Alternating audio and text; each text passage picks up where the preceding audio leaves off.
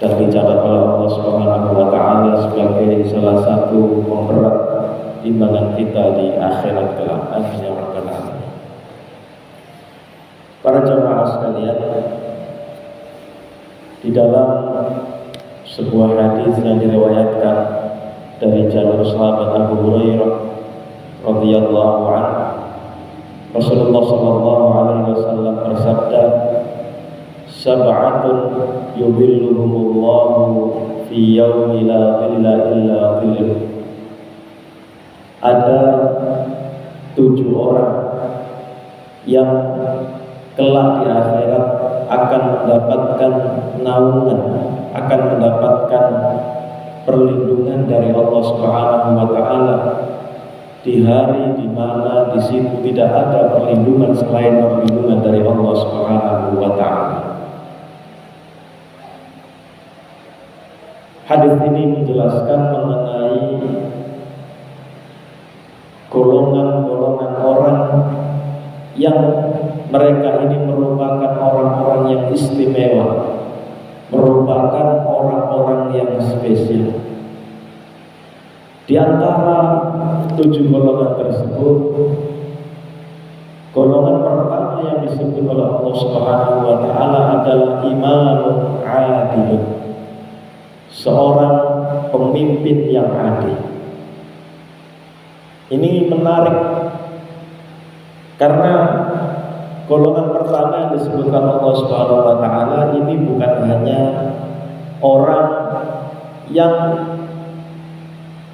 memfokuskan ibadah kepada Allah dan tidak mempedulikan sekitarnya, tetapi di situ disebutkan mengenai orang-orang yang bermanfaat bagi lingkungannya, yang bermanfaat bagi orang-orang yang ada di sekitarnya. Posisi seorang pemimpin itu sangat vital sekali. Mereka lah yang menentukan baik buruknya suatu negara. Ketika negara ini dipimpin, ketika suatu daerah, suatu wilayah dipimpin oleh orang-orang yang saleh, maka insya Allah masyarakat yang tinggal di sana pun akan menjadi masyarakat yang saleh. Sebaliknya ketika suatu wilayah dipimpin oleh orang-orang yang tidak amanah, maka tentu saja negara dan wilayah yang dipimpin pasti terjadi banyak kekacauan. Kemudian di antara golongan yang disebutkan Allah di situ adalah rajulun qalbuhu mu'allaqun fil masajid. Ini merupakan bahasa kiasan yang di situ diibaratkan orang-orang yang hatinya itu bergelantungan di masjid. Jadi di zaman Rasulullah SAW dulu, karena memang belum ada teknologi listrik, jadi lampu itu masih bentuk lentera-lentera yang digantung-gantungkan ya di sisi-sisi masjid. Nah, ini adalah bahasa kiasan bagi orang-orang yang hatinya senantiasa terpaut kepada Allah Subhanahu wa taala, khususnya orang-orang yang selalu terpanggil menuju ke masjid setiap dikumandangkan azan. Mudah-mudahan kita semua yang hadir di majelis ini termasuk ke dalam golongan orang yang disebutkan oleh Rasulullah SAW tersebut, yang kelak di hari akhirat sebagaimana disebutkan dalam surat Abbas, yauma atau surat An-Nazi'ah, yauma yafirrul mar'u min akhihi wa ummihi wa abihi wa sahibatihi wa banihi likulli imrin minhum yawma idzin sya'nun yughnihi, bahwa pada hari akhir itu orang-orang lari dari saudaranya, dari ayahnya, dari ibunya, dari istri, dari anaknya. Maksudnya setiap orang itu akan mempertanggungjawabkan sendiri-sendiri amalannya masing-masing. Tidak ada yang bisa menolong kita di akhirat kelak kecuali pertolongan dari Allah Subhanahu wa taala dan orang-orang yang diberikan Allah Subhanahu wa taala untuk bisa memberikan syafaat. Di antaranya sebagaimana disebutkan dalam hadis tadi, karena amalan-amalan spesial yang dilakukan oleh orang-orang tersebut. Para jamaah sekalian, ada satu golongan lagi yang ini patut menjadi perhatian kita. Bahkan dalam hadis itu Rasulullah menyebutkan mereka sebagai golongan yang kedua yang akan mendapatkan pertolongan dari Allah setelah imam adil, setelah pemimpin yang adil. Siapa itu?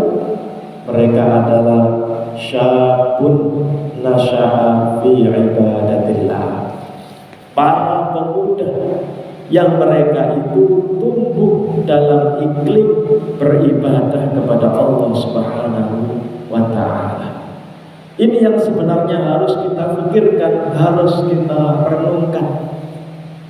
Karena masa muda itu masa di mana seseorang itu mencapai puncak kekuatan, yang kalau masa ini tidak disalurkan ke dalam kegiatan-kegiatan yang positif, maka akan disalurkan kepada kegiatan-kegiatan yang negatif. Selain itu, kita tidak tahu berapa umur kita. Ajal itu tidak ada yang tahu. Sehingga kita semua butuh generasi penerus. Tidak mungkin kita selamanya menjadi pengurus atau mengurusi masjid yang megah. Tidak mungkin selamanya kita menjadi orang-orang yang dipilih oleh Allah Subhanahu wa ta'ala untuk memperjuangkan agamanya. Pasti tiba saatnya Allah menjemput kita, sehingga kita perlu mempersiapkan kader-kader muda, mempersiapkan generasi penerus yang baik, sehingga kita tidak meninggalkan generasi yang lemah, yang kelak justru akan membawa dampak mudarat dan keburukan. Maka para jamaah sekalian, marilah kita mempersiapkan dan mengkader anak-anak kita, generasi kita, agar kelak menjadi orang-orang yang siap mengemban amanah, yang siap melanjutkan perjuangan dalam menjaga agama Allah Subhanahu wa ta'ala. Sebagaimana sabda Rasulullah SAW, Rasulullah mengingatkan, muru auladakum bis salati wa hum abna'u sab'i sinin. Perintahkanlah anak-anak kalian untuk melaksanakan sholat pada saat mereka berusia 7 tahun. Sejak dini sudah dilatih mereka untuk terbiasa melakukan ibadah meskipun belum wajib. Tetapi Rasulullah perintahkan untuk melatih mereka beribadah. Wadribuhum 'alaiha wa abna'u 'ashri sinin. Engkau pukullah, boleh memukul mereka kalau 10 tahun diperintah sholat tidak mau. Tetapi tentu saja perintah untuk memerintahkan anak sholat itu juga satu paket dengan perintah mendidik mereka bagaimana tata cara sholat. Maka ma'asyiral muslimin, para jamaah sekalian, melalui kesempatan singkat ini kami mengingatkan diri kami dan para jamaah sekalian agar kita memberikan perhatian yang lebih kepada generasi muda kita, kepada generasi penerus kita, sehingga kelak ketika kita wafat, ketika kita diwafatkan oleh Allah Subhanahu wa ta'ala, kita dengan lega, dengan tenang bisa meninggalkan dunia ini, karena kita telah meninggalkan generasi-generasi baik yang bisa meneruskan perjuangan kita untuk menjaga agama Allah Subhanahu wa ta'ala. Demikian apa yang bisa saya sampaikan di kesempatan singkat ini. Kurang lebihnya mohon maaf. Billahi taufiq wal hidayah. Wassalamualaikum warahmatullahi wabarakatuh.